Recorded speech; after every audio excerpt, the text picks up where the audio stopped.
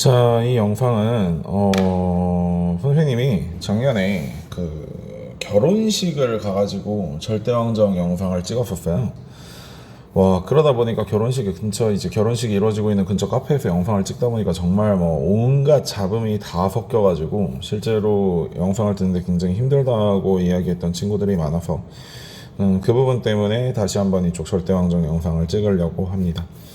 자, 우리가 봤듯이 절대왕정은 서유럽 절대왕정과 동유럽 절대왕정으로 나뉘어지게 되는데, 서유럽 절대왕정에서는 여기 보이는 시민 세력의 성장이 주력이 되지만 반대로 여기서는 시민 세력이 성장하지 않았다. 이것이 이제 가장 큰 차이점이라고 이야기할 수 있습니다. 자, 그럼 이제 그 관련된 내용을 조금 더 살펴볼게요. 자, 우선 서유럽 절대왕정의 시작은 16세기부터 17세기간의 주력으로 이루어집니다.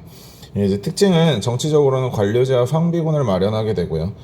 경제적으로는 중상주의 또는 중금주의를 강조하게 되면서 수출을 늘리고 수입을 줄이는 그런 형태의 노력을 꾀하게 됩니다.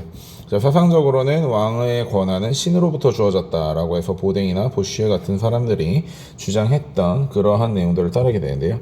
조금 더 자세하게 살펴보겠습니다. 당시 권력의 어떤 변형 과정에서 본권 귀족들은 이제 점점점 권력이 내려가고 있는 중이고, 반대로 어떤 무역이라든지 대항해 시대 신항로 개척 이로 인해서 시민 세력들의 성장이 가속화되면서 시민의 권력은 점점 상승 중이었습니다. 자, 그런 과정 속에서 본권 귀족과 시민이 나름대로의 세력 균형을 이루었고, 이들 둘 간의 어떤 그러한 다툼이나 대결 속에서 이득을 취하게 된 게 바로 왕이었단 말이죠. 왕은 귀족들에게서 이 왕이 이제 관료제와 상비군을 바탕으로 이제 성장을 하게 되는데, 언제든지 전쟁이 준비되어 있는 이 상비군을 통해서 귀족들을 이제 힘으로 누를 수 있게 된 왕은 본권 귀족들의 복속을 받아들이게 되고, 이 복속되는 과정에서 귀족들은 관료가 됩니다. 왕 밑에서. 반대로 왕은 귀족이 기존에 가지고 있던 토지 소유에 대한 권한을 그대로 인정을 해주게 되는 것이죠. 다만 원래 본권 귀족이 가지고 있었던 어떤 독자적인 징세권이라든지 재판권 이런 것들은 다시 왕에게 돌려주게 됩니다. 또한 시민들은 어떤 개념이 되냐면요, 시민들 역시 왕의 세력이 강해져서 절대왕정이 되고 귀족들을 약화시켜주는 편이 본인들에게도 좋습니다. 귀족들이 강한 상태라면 어떤 국경, 다시 말해 귀족들의 세력권을 지나갈 때마다 세금을 새롭게 내야 되는 어떤 그런 관세의 부담이 굉장히 강해지지만, 왕의 권한이 강해지고 귀족들이 가지고 있던 징세권과 재판권이 왕에게로 흡수되게 되면서 나름대로 이곳저곳을 넘어다녀도 더 이상의 어떤 추가적인 세금을 뜯기지 않는, 그러니까 장거리 무역을 뛰더라도 추가적인 세금을 뜯기지 않는 그런 상황이 되는 거죠. 그런 속에서 시민들은 여기 보이듯이 중앙집권이 되는 편이 이득이라는 것입니다. 국내에서에 들어가는 관세의 철폐고, 그 다음에 국외 상품이 들어오지 못하도록 보호관세를 강하게 매겨줄 것을 요구하게 되는 것이죠. 그를 통해서 시민들은 국왕에게 재정 지원을 하게 되고, 반대로 무역의 독점권을 받아오게 되면서 나름대로 서로 상부상조하는 그런 관계를 맺게 됩니다. 자, 그러면 대표적인 내용들로 들어가서 대표 군주들을 보겠습니다. 선생님이 항상 이야기하듯이 이 왕이 어떤 말을 했는지는 꼭 기억해 두시기 바랍니다. 먼저 엘리자베스 1세는 짐은 국가와 결혼했다라고 이야기했고요. 우선 무적 함대를 격파합니다. 칼레 해전 굉장히 중요하니까 잘 기억해 두시고 헷갈리지 마시기 바랍니다. 나중에 나폴레옹에서 나오는 트라팔가 해전 이런 것들과 헷갈리면 안 돼요. 자, 두 번째, 통일법은 영국 국교회를 확립했다. 이미 우리가 종교개혁에서 배웠던 것들이죠. 세 번째는 동인도회사를 세계 최초로 만들게 됩니다. 무역을 가지고 군대를 보유하게 되는 것이고요. 자, 네 번째로는 양모에 대한 수요가 굉장히 늘어났기 때문에 지주들이 양을 기르기 위해서 농민들을 쫓아내고 울타리를 치게 되면 1차 인클로저 운동이 일어났다는 것이죠. 그로 인해서 많은 농민들이 도시로 넘어와서 빈민이 되었고, 그런 빈민들을 구제하기 위한 법률들도 시행되었다라고 생각하시면 좋을 것 같습니다. 자, 루이 14세 보겠습니다. 짐이 곧 국가다라는 표현을 썼고요. 콜베르, 중상주의의 대표주자라고 할 수 있는 콜베르를 등용해서 중상주의를 통해 경제력을 굉장히 많이 상승시켰습니다. 또한 베르사유 궁전을 건설하여 바로크 양식의 진수를 보여주기도 했는데요. 그런데 낭트 칙령을 폐지하게 되면서 경제력이 굉장히 하강했어요. 왜? 낭트 칙령을 폐지하게 되는 과정에서 당연히 위근호에 대한 박해가 다시 일어나게 됐고, 이 위근호는 상공시민계층, 다시 말해 상업에 주로 종사하던 사람들인데, 그들이 바로 스위스로 이동을 하게 되면서 고급적인 수공업이나 시계 제조업 등이 지금까지도 스위스에서 굉장히 중요한 위치를 차지하고 있는 그런 지대가 되게 됩니다. 자, 펠리페 2세 에스파냐 사점 보겠습니다. 자, 레판토 해전에서 승리하게 됩니다. 물론 이제 여러분들이 오스만 제국도 같이 배웠을 테니까 이 레판토 해전 이전에 프레베자 해전 있다는 거 같이 기억해 두시면 좋을 것 같습니다. 기독교 왕국 연합 즉 에스파냐 포함이고요. 오스만 제국이 싸웠던 싸움인데 1571년에 일어났으며 이 해전에서 에스파냐가 승리하게 되고 오스만 제국이 지중해의 제해권을 잃어버리게 되면서 결국 오스만 제국이 점차 쇠퇴하게 되는 그런 계기가 되는 것입니다. 또한 왕족 간의 결혼으로 인한 승계를 통해서 포르투갈을 병합하게 돼서 에스파냐와 포르투갈이 동군연합을 이루게 되고요. 마지막으로 쇠퇴, 네덜란드가 독립하게 되고 칼레전에서 영국에게 무적 함대가 패배하게 되면서 쇠퇴의 길을 걷습니다. 자, 마지막으로 네덜란드 왕정, 절대 왕정은 아니지만 이 당시 네덜란드가 가장 최전성기를 달렸기 때문에 조금 더 추가해두겠습니다. 먼저 에스파냐로부터 독립을 하게 되고요. 여기 방금 위에 펠리페 2세에서도 얘기했지만 또 언제 얘기했죠? 종교개혁에서 네덜란드 독립전쟁도 있었다는 거 같이 기억해 두시기 바랍니다. 또한 동인도회사를 성립했어요. 영국보다 조금 늦었지만 그리고 중개무역을 통해서 굉장히 발전했고 영국과 계속해서 경쟁을 해나갔습니다. 그러나 크로멜이 항해법을 발표하게 되고 그런 항해법에 대해 저항하여 전쟁을 벌이다가 화란전쟁에서 패배하게 되면 화란전쟁이란다. 영란전쟁에서 패배하게 되면서 이제 쇠퇴의 길을 걷게 되죠. 사실 영란전쟁은 저기서도 나오고 교과서에서도 나오고요. 영란전쟁 이후에 프랑스에게도 전쟁을 패배하게 되면서 결국은 이제 쇠퇴하게 된다는 걸 알고 계시면 좋을 것 같습니다. 자, 요 위에 글자로 써져 있는 내용은 나중에 여러분들은 박스 안에 있는 내용이기 때문에 한 번에 보시도록 하시고요. 우선 밑에 있는 표부터 한번 살펴보도록 하겠습니다. 여기도 왕이 관료제와 상비군을 거느리고 있는 것은 똑같습니다. 그러나 여기서는 시민계급의 성장이 없었기 때문에 본권 귀족에게 기존의 특권을 그대로 인정해주는 과정에서 이들에게 재정 지원을 받게 되는 이런 형태로 나타나게 됩니다. 그 이유는 아무래도 무역의 중심지였던 대서양에서 조금 더 멀어져 있다든지 이들의 어떤 그런 그 시민계층의 성장이 낮았던 부분 때문에 아직까지도 농노들이 벗어날 수 있는 어떤 그런 힘을 기르지 못했다는 그런 부분들도 생각해 볼 수 있을 것 같습니다.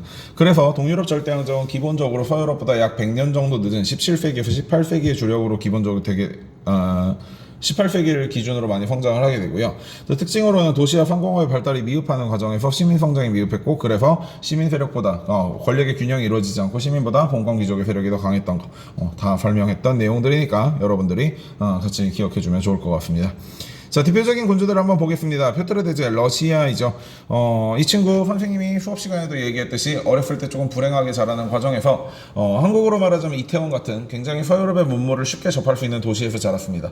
따라서 국왕이 되자마자 서유럽으로 사절단을 파견하고 본인 역시 그 사절단에 직접 합류하여 직접 여러 가지 서유럽의 문물을 느끼고 돌아오고요. 그 과정에서 서구화를 추진하는 과정에서 굉장히 무거운 세금을 물리게 되면서 백성들의 불만을 많이 쌓게 됩니다. 그럼 그 세금을 물려서 어디에 썼느냐? 얼지 않는 바다를 얻고 그로 인해서 해외로 진출하기 위해서 북방전쟁을 통해서 스웨덴을 상대로 발트해를 뺏어내게 됩니다. 그리고 발틱 함대를 건설하게 되죠. 그다음 모스크바에서 상트페테르부르크, 성스러운 표트르의 도시라는 뜻이면서 발트해에 인접해 있는 상트페테르부르크로 천도를 하게 되고요. 마지막으로 네르친스크 조약을 청나라의 강희제가 맺게 되는데 이 조약이 중요한 이유는 동서양이 동등한 관계에서 맺었던 거의 처음의 조약이기 때문입니다. 자, 두 번째 역시 러시아 레카테리나 2세입니다. 군주의 목적은 국민을 가장 높은 선으로 이끄는 것이라는 정말 멋있는 말씀을 하셨습니다. 자, 이분 역시 부동왕을 얻기 위해서 흑해와 알래스카 방향으로 진출을 했고요. 프리드리히와 마리아 테레지와 함께 폴란드 분할에도 참여를 했으며 계몽전제 군주를 자처하였습니다. 요 계몽전제 군주라는 표현 동유럽 절대 왕정에서 굉장히 많이 나오는 표현입니다. 즉 시민들이 먼저 계몽되어 국왕을 상대로 자신들의 권력을 요구하거나 그런 것이 아니라 군주가 먼저 계몽되어 시민들에게 또는 국가를 위해서 여러 가지 개혁 정책들을 펼쳐준 것을 이야기를 하고 있습니다. 자, 마리아 테레지아 보겠습니다. 마리아 테레지아는 나의 백성들은 내 첫 아이들입니다 라고 주장하면서 이야기를 했고요. 마리아 테레지아가 태어나기도 전에 그 아빠였던 카를 6세는 갑자기 이름 까먹었다. 국사조칙을 발표하면서 상속법에 대해 수정을 했습니다. 여성도 승계 가능하도록. 그러나 마리아 테레지아가 실제 왕이 올랐을 때 주변 국가들은 이를 인정하지 않았고 그로 인해서 오스트리아 왕위계승 전쟁이 일어나게 되는데요. 이 오스트리아 왕위계승 전쟁에서 프로이센, 그 당시 이제 바로 밑에서 배우겠지만요. 프로이센의 프리드리 2세에게 슐레지엔 지방을 뺏기게 되지만 영국의 도움을 받아서 다른 나라들을 하나씩 격파하게 됩니다. 그런데 그 과정에서 격파했던 곳에 영토 점령을 원하지 않는 영국 때문에 사이가 벌어지게 되거든요. 그 내용을 여러분 조금 이따가 그 박스, 여러분들은 박스 안에 있는 그 내용에서 다시 한번 살펴주도록 하겠습니다. 자, 그 이후에 동맹의 역전이 일어난 이후의 7년 전쟁에서도 결국은 러시아의 배신으로 이제 패배를 하게 되면서 슐레지엔을 영구적으로 상실하게 되죠.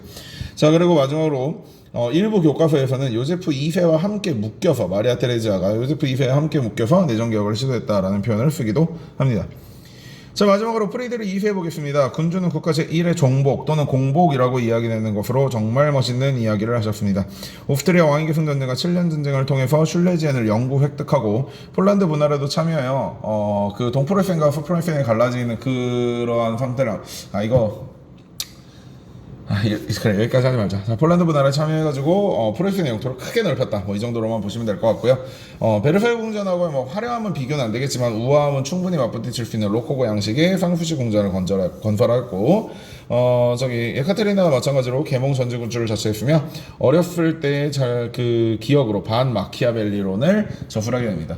선생님이 어렸을 때 프리들이 얘기했었잖아요. 굉장히 불행해서 셋째였음에도 불구하고 첫째와 둘째 아들은 전부 아버지에 의해서 거의 살해당한 수준이죠.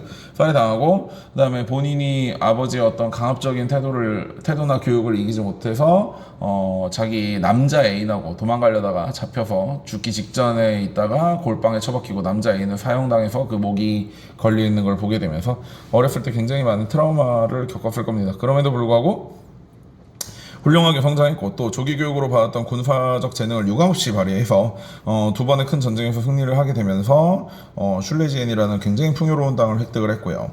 그 다음에 군주는 도덕적일 필요가 없다던 마키아벨리에 맞서서 군주야말로 국가에서 가장 도덕적이어야 백성들을 따르게 할 수 있다는 반 마키아벨리론을 전술했다라고 기억하시면 좋을 것 같습니다.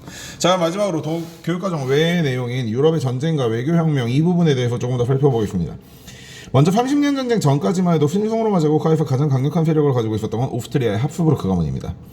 그런데 30년 전쟁 이후에 각 영방국의 정치적 독립성을 확보해주기 시작하면서, 정치적 독립을 인정하기 시작하면서 30년 전쟁 후에는 신성로마 제국에서 프로이센, 호헨촐레른 가문과 오스트리아 합스부르크 가문 간의 어떤 경쟁이 일어나게 됩니다.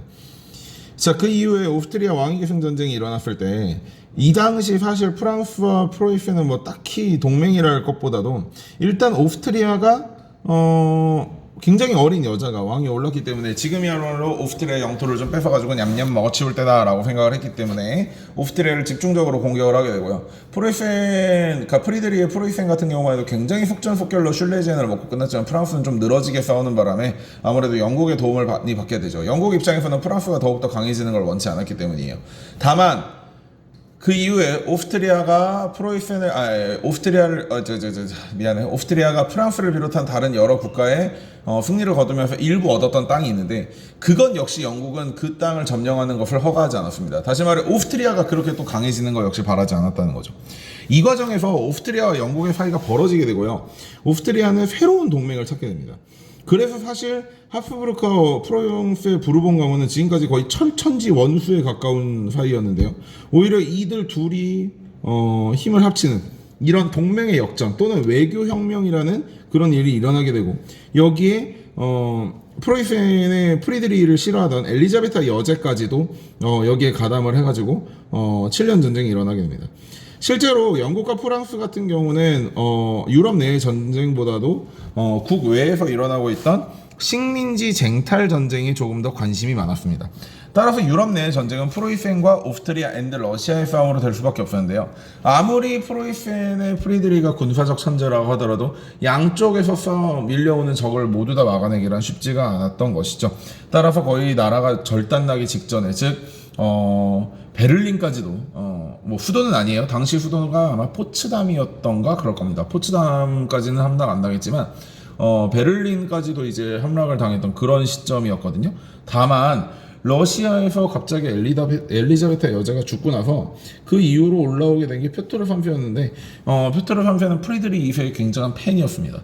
따라서 갑자기 이제 전쟁에서 발을 빼고 본인들이 뺏은 땅까지 다 돌려주는 조건으로 굉장히 훌륭하고 좋은 조건으로 프리드리에게 강화를 맺어주게 되고요. 그 과정에서 프리드리는 남은 병력들을 모아가지고 오스트리아 군대를 연전연승으로 격파해 나가면서 결국 슐레지엔을 완벽하게 확보하는데 성공하게 되죠. 자, 그래서 오스트리아는 실제로 프로이센에게 유럽 내부에서 처발리게 됐고요. 반대로 프랑스 같은 경우는 인도에서 일어난 식민지 쟁탈 전쟁, 그리고 아메리카에서 일어난 식민지 쟁탈 전쟁 두 군데서 전부 패배하게 되면서 실제적으로 겁나 강력하게 외교 혁명, 동맹의 역전 이런 멋있는 말을 써가면서 실제 동맹국을 바꿨음에도 불구하고 오스트리아와 프랑스는 큰 이득을 보지 못하게 되었습니다. 프랑스는 나중에 이 식민지 쟁탈 전쟁에서 뺏기게 된 이러한 울분을 미국 독립전쟁 때 프랑스가 미국을 겁나 어마무시하게 지원하는 그런 걸로 복수를 하게 되는데요. 결국 이 과정에서 돈을 너무 많이 썼기 때문에 프랑스는 이후에 1789년에 프랑스 대혁명으로 이어지게 되는 그러한 역사적 인과관계가 발달하게 됩니다. 자, 여러분 고생 많았습니다. 여기까지 해서 절대왕정 쪽을 다시 한번 살펴보았습니다. 자, 안녕.